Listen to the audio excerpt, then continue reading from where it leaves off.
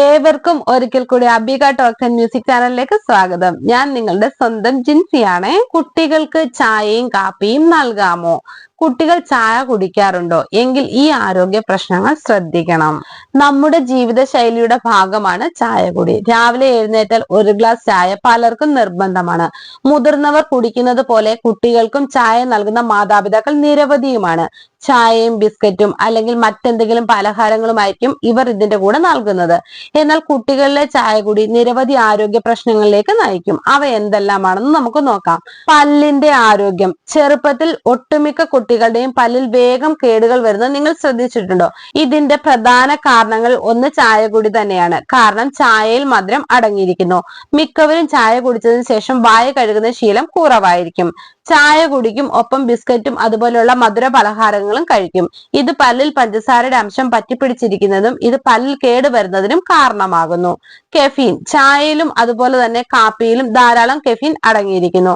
കെഫീൻ അടങ്ങിയിരിക്കുന്ന പദാർത്ഥങ്ങൾ അമിതമായി കഴിക്കുന്നത് സത്യത്തിൽ കുട്ടികളുടെ വളർച്ചയെ തന്നെ ബാധിച്ചേക്കാം.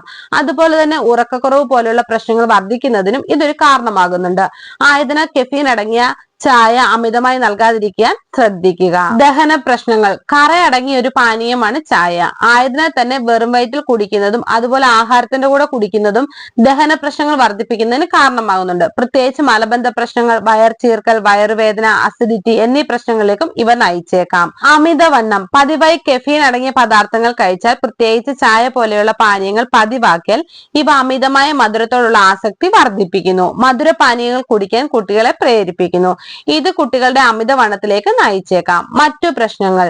കെഫീൻ പതിവായി ശരീരത്തിൽ എത്തുന്നത് കുട്ടികളുടെ ആരോഗ്യത്തെ കാര്യമായി ബാധിക്കുന്നു.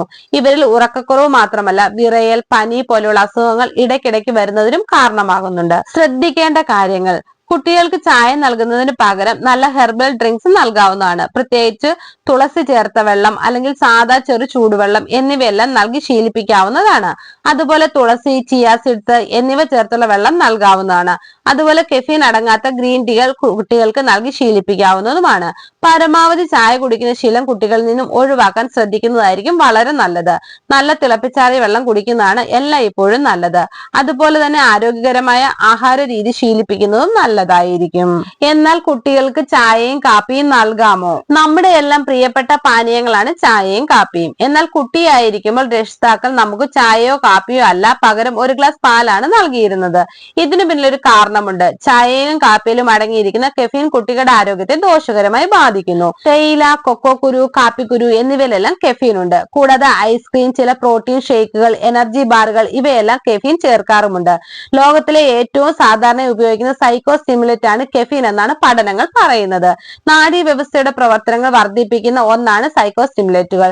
ഗർഭിണികൾ, മുലയൂട്ടുന്ന അമ്മമാർ, കുട്ടികൾ, കൗമാരക്കാർ, ചെറുപ്പക്കാർ, കൂടാതെ ഹൃദ്രോഗ പ്രശ്നങ്ങൾ ഉള്ളവർ ഇവരെല്ലാം കെഫീൻ ഉപയോഗിക്കുന്നത് ആരോഗ്യത്തിന് വളരെയധികം ദോഷം ചെയ്യുമെന്ന് പഠനങ്ങൾ പറയുന്നു. പ്രോട്ടീൻ ഷേക്കിൽ വെറും 1 ടീസ്പൂൺ കെഫീൻ ചേർത്ത് കഴിച്ചത് മൂലം 21 വയസ്സിൽ ഒരിക്കലും ഉണരാത്ത ഉറക്കത്തിലേക്ക് പോയ ഓസ്ട്രേലിയൻ സംഗീതജ്ഞൻ ലജ്പാൽ ഫൂട്ടിനെ പറ്റി നിങ്ങൾ കേട്ടിട്ടുണ്ടോ? തന്റെ 22ാം പിറന്നാളിന് തലേന്ന് കെഫീൻ ടോക്സിറ്റി മൂലമാണ് ലജ്ലാൽ മരണമടഞ്ഞത്. പ്രോട്ടീൻ ഷേക്കിൽ അബദ്ധത്തിൽ കൂടിയ അളവിൽ കഫീൻ പൗഡർ ചേർത്തതാണ് മരണ കാരണം.